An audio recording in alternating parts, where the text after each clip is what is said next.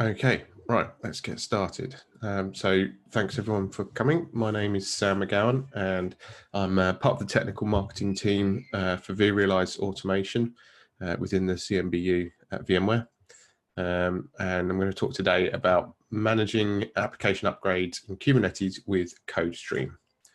So really quickly, an introduction to vRealize automation if you're not aware.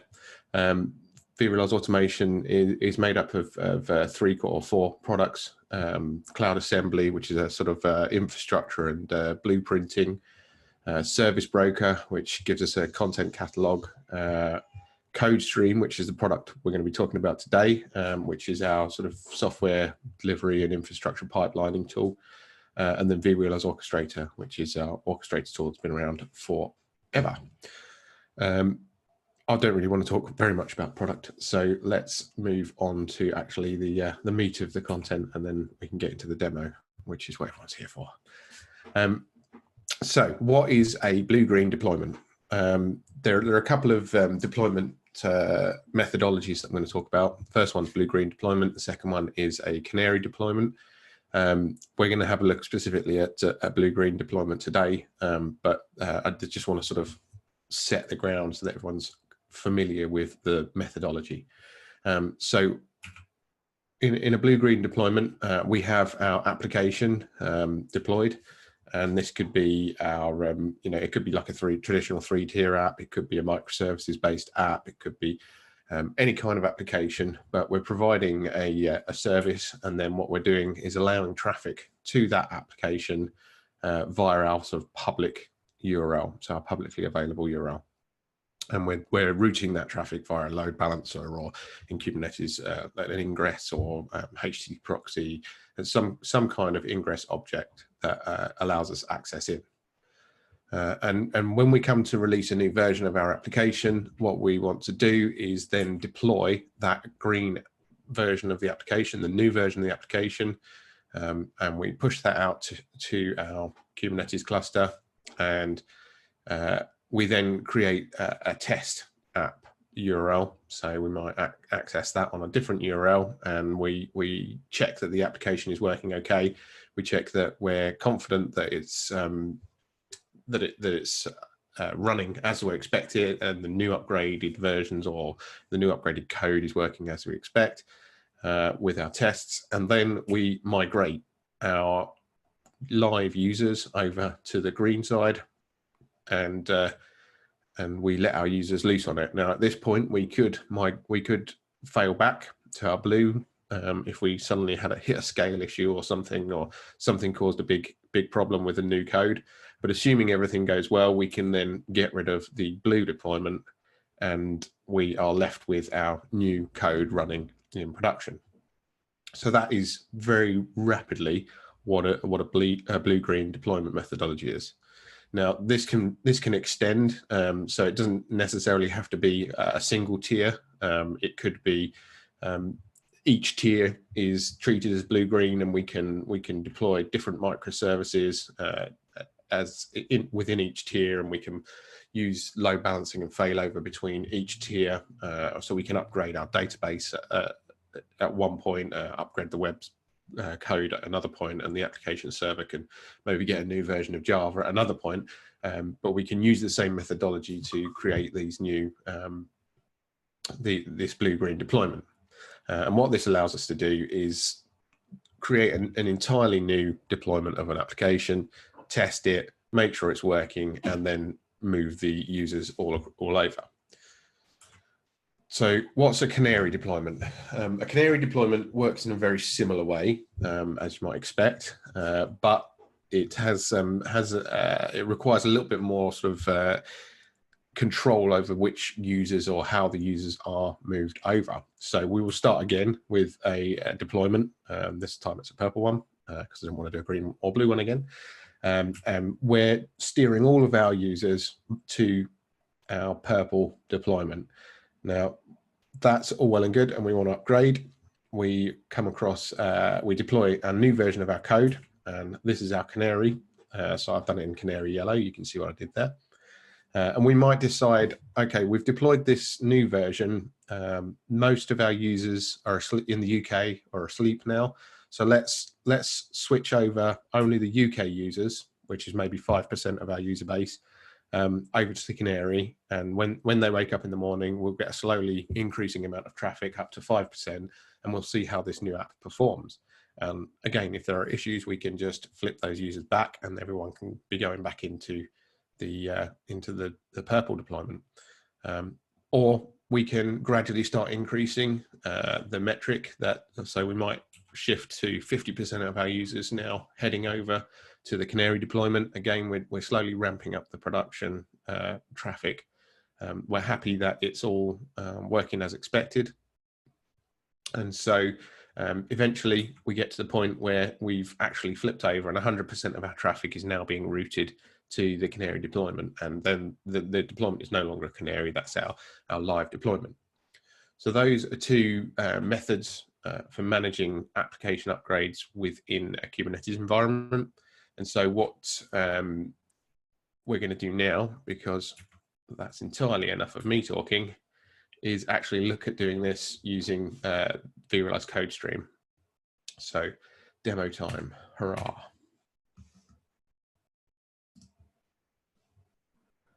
Okay, so this is CodeStream. I'm running it in the SaaS environment. So this is vRealize Automation Cloud. You can run this on premises as well. But what we're doing here is I have my application code. So I have a YAML configuration here for my application, and within my application, I'm creating various components in Kubernetes.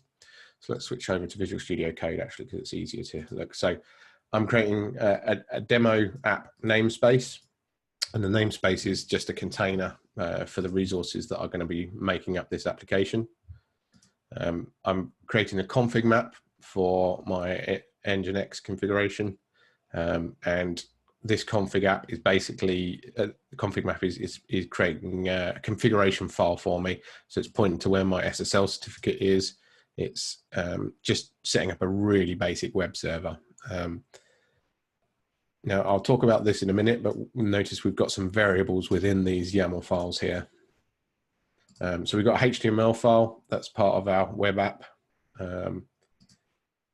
We then have a deployment, and in this case, the deployment is deploying 3 Nginx instances, and we've got various bits of configuration here, but we're tagging the application with a version metadata based on commit ID again.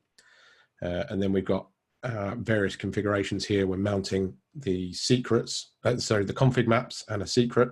The secret is the SSL certificate, and the config maps and the HTML file are being mounted from our config map into the container. And what this gives us is our each Nginx instance will be running with the same configuration inside as files, but it's coming from our configuration maps here. And then on top of that, we've got a load balancer service. So our access into the environment is going into the application is going to be via a load balancer, and this one is a test service, and then we've also got a public service. So they're all the components, all of the components that are part of that blue-green deployment that I showed you a minute ago on the slides. So when we switch over to the pipeline, we can come back into CodeStream here, and I've got to try and balance readability here with being able to see everything. So hopefully you can see what's going on. So within CodeStream, actually, first of all, let's go and have a look at the endpoint. So I've got a Git endpoint configured, which allows me access to my CodeStream blue-green deployment application code. We are then configuring a webhook, which allows us to push out the changes. So whenever a change happens on my Git repository, we can see on the Git repository, I've got a webhook configured here, and that's making a callback to CodeStream. And if we actually look, oh no, don't do that. If we look at the configuration of this webhook, every time there's a push event, I'm sending the details of that push event back into the into CodeStream to trigger our pipeline. So when we look at the webhook configuration here, you can see that it's going to trigger this GitOps blue-green deployment pipeline here. So the process is I'll make a change in the code. Push the code to my repository. My repository will make a webhook call back to CodeStream, and CodeStream will trigger my pipeline. And then if we look at the process in the pipeline, the first thing I'm going to do is actually find the previous commit, so the ID of the previous commit, and I'll need that later on if I'm going to remove the previous what is currently live deployment. I'm going to need that commit ID to know what the components are labeled as. So just in case this is the first time I've pushed code to this pipeline, it's going to create a namespace. And here you can see it's a Kubernetes task. It's pointed to my dev cluster. We're going to take a create action, and we're using source control for the configuration file, and it's that 01 demo app YAML file, which is this 01 demo app YAML. So hopefully this is all stringing together and making sense so far. I see there's a question about the load balancer. I'm using a load balancer called MetalLB, which is allows you to just sort of create a software-defined load balancer. You can either use BGP or just layer 2 ARP to load balance across your nodes. So we create a namespace. I create an SSL certificate. This is a certificate. So I'm creating a secret based on a base 64 encoded SSL certificate, and I'm using this. So these components are the common components which aren't going to change between my deployments. So I'm then going to deploy my green application, and it's much of the same thing here. You're seeing a create action on the same Kubernetes cluster. I'm using my config map file, but here you can see I'm actually pushing in a parameter, and that's the commit ID that's an input from my webhook. So I'm getting the commit ID, and then when we can do the replacement in the we can do the replacement in the code, the YAML code. So where I had that placeholder, the commit ID here, that allows me to replace the name of this config map with the commit ID in the name, and it allows me to have those separate blue-green deployment sides of the application.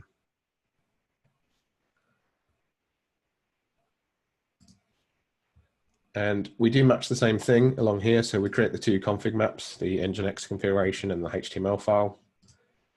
We create the deployment. Again, we're substituting the commit ID for part of the naming.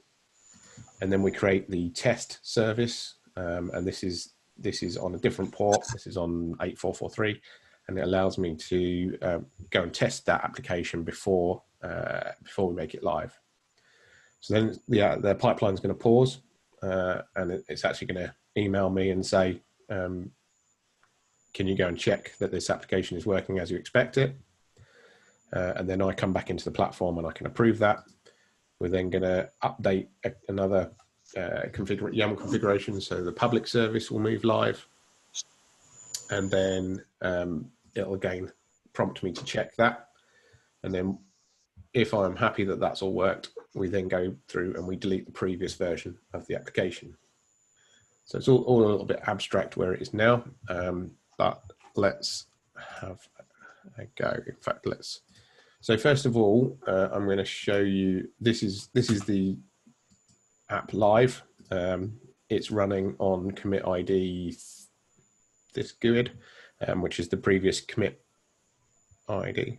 Oh, maybe it's not running live. Ah, my VPN's dropped.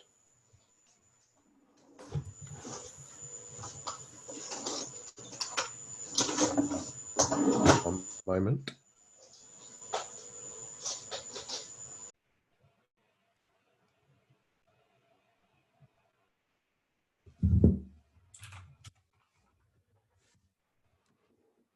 Okay, let's try. Let's pretend like that didn't happen. There we go. So we got my previous commit ID. The SSL certificate's secured my application, and it's a very simple HTML page running. If we look on this side, I've got port 8443, which is what my test is running on, and we can see that there isn't actually a live application there. And if we use, so I've got an alias of kube control here, and I'm going to just have a look at what's actually been deployed at the moment. So we have a deployment of the demo app with that same GUI there. We've got our 3 pods are running, and they're all available. I've got my load balancer service, which is the public service, and it's pointing to my IP address. And then I've got my 2 config maps, and those config maps are both, again, using those details. So let's make a change. It doesn't actually make a huge amount of difference which change I'm going to make, but let's go to the deployment, and let's go. It's quite an old version of Nginx, so let's see if I can remember a more recent version. Let's go with 1.19.1. So I've made a change. Look at status, we can see that that 04 deployment YAML's been modified. So I'll do git add. Add that to the commit. Just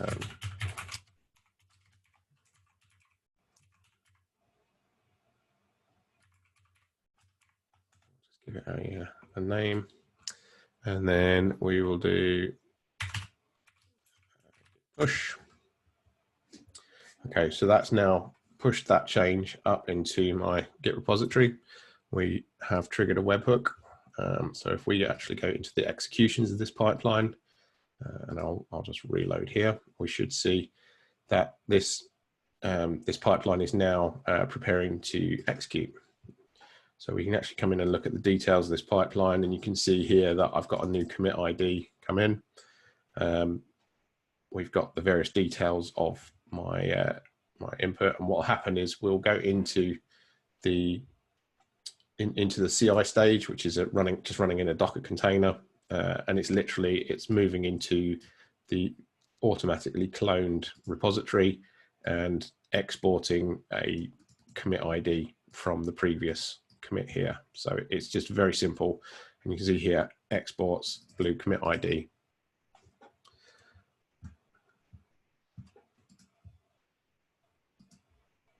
So, as is typical with a demo, it's going to take a few seconds to actually kickstart the pipeline running. So while that's running, we've already been through these stages, haven't we? Any more questions in the Q&A? Let's see. Can I share the Git repo? I could share, I can share the Git repo for this. I mean, it really is a very simple, very basic application. So I think there's probably more value in actually writing up the process than there is in the code that's in that repo. I'll also need to sanitize the SSL certificate because that's an internal one. But yeah, I can. Okay, so pipeline's now executing. We can have a look at the code for the logs for this stage. And so we can see that I've exported the commit ID, is this the previous commit ID. So that was the same one that we have running here. So the previous commit is the blue commit ID, which is running. It's then going to validate that the namespace is there just in case, and also the SSL certificate just in case. Because all my configuration is in code at this point, reapplying that code doesn't make a change to the existing state. And then we're moving on to the green application deployment. So creating those config maps, we're creating a deployment. And if I switch over to my code again, we can get those extra components now. And so we can see we've got a new deployment that's come in. That's 19 seconds old, so you know it's the right one.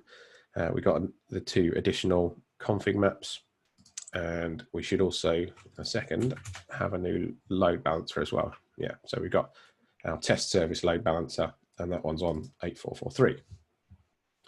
So the pipeline is probably going to be sitting on, yeah, so it's waiting for an approval. He says.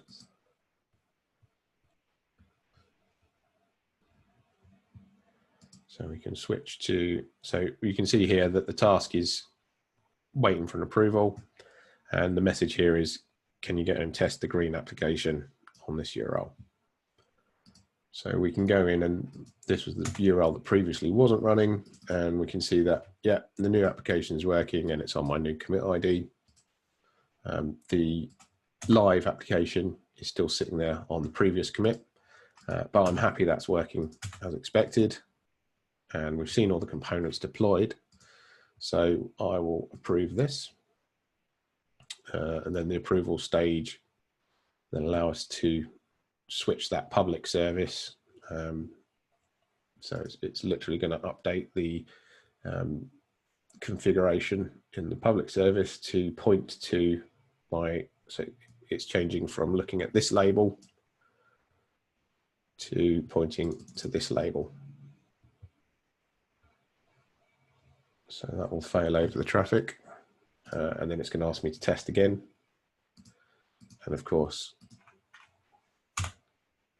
being a good demo, it will update to the new running code, new version ID here. So we would test that, make sure we're happy with that again, and then off it goes. And then we should slowly see the other components deleted as it comes through. So we're deleting that test service, making sure that's no longer available. And then the previous deployment, so the blue deployment, is being rolled out. So if we have a look at this. Okay, so the deployment's been removed. The test load balancer has been removed, and we've got a couple of seconds before the config maps will be removed also. And that should be the end of this demo. So are there any questions that anyone wants to ask? Any conversations, comments? Sam, I saw a question come through on the chat earlier, but was your load balancer NSX? Yeah, so the load balancer is not NSX in this instance. So in my lab cluster here, it's Tanzu Kubernetes Grid basic version, and I'm using the Metal LB project to provide load balancing in. So it's just a software software defined load balancer. You could do it with NSX. So if you've got the NCP plugin configured, then it's just a case of creating a load balancer object within Kubernetes, and whatever Kubernetes uses in the background as a load balancer to fulfill it. So you've got a layer of abstraction there.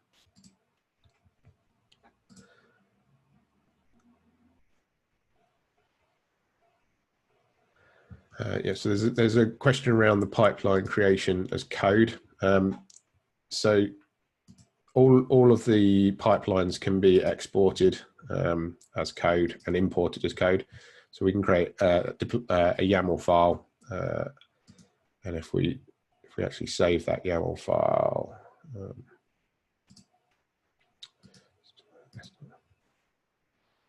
see the configuration, and yes, you can make changes to that YAML file. So within each stage, you can see, for example, the stage order, and then each stage has a task order, and each task has a configuration within the YAML file. So yes, you can manage that as code as well.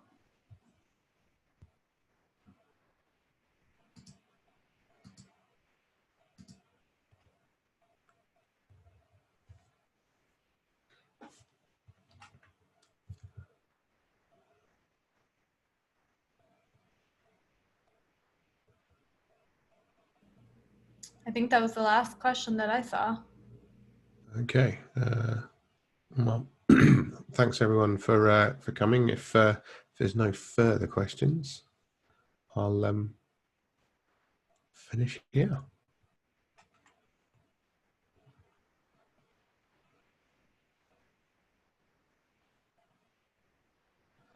Have I done the wrong session, Cripper? No, for everyone, when we were originally making the calendar, we switched Sam's sessions on accident. His vault session's tomorrow at 11 a.m. in the traditional track. Also, somebody is asking, is it possible to achieve this on premises? Yep, absolutely. So you can deploy VRA 8.2 and GitLab or GitHub Enterprise, and coming soon as well, some other on-premises Git repository software. But yeah, we can do the whole thing live on premises. Yeah, and the same code would work there. What tool are you using with your YAML files? This is Visual Studio Code. Visual Studio Code with with some YAML plugins, and also Git plugins that I'm using as well.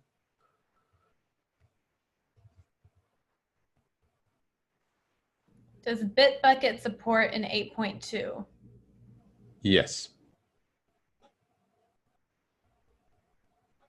Also, general comment from the audience is a very nice session and very useful. Well, thank you very much. Thank you for coming, everybody. And I think that's it. So thank you, Sam. Thank you. Awesome. Bye, guys.